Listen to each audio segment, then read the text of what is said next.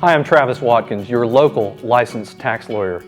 Letters from the IRS are scary, and they're meant to be. It's like a cop that just pulled up behind you on the highway.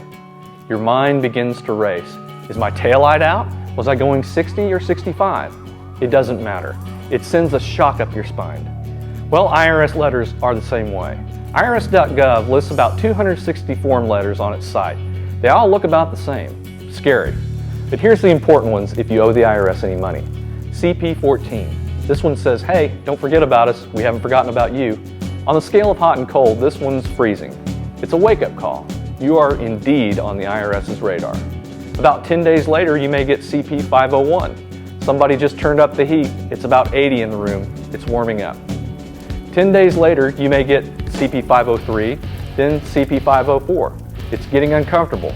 They're saying things like, notice of intent to levy, but you haven't lost anything yet, until about 30 days later, when you receive letter 1058. It also goes under form numbers CP90 or CP91 for Social Security.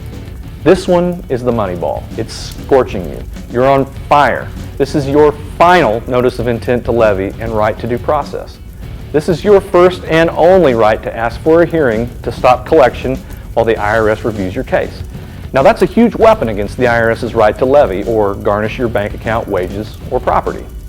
Here's where it gets tricky. You only have 30 days from 1058's issuance to make the request or it's gone forever. In other words, the IRS can levy on the 31st day. Be careful. If the IRS assigns a revenue officer to your case, they may come out firing with a 1058 final notice of intent to levy. They don't have to send out the other notices beforehand.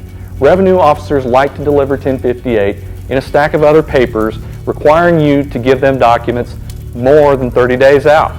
Then they go dark until your right to a hearing has lapsed. Remember, they can levy after 30 days.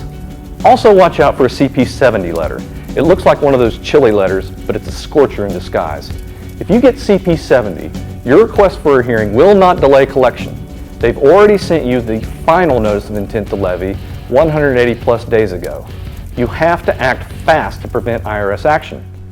Who's the best person suited to protect your due process rights and tell you where you are in the collection chain of scary IRS threats and notices?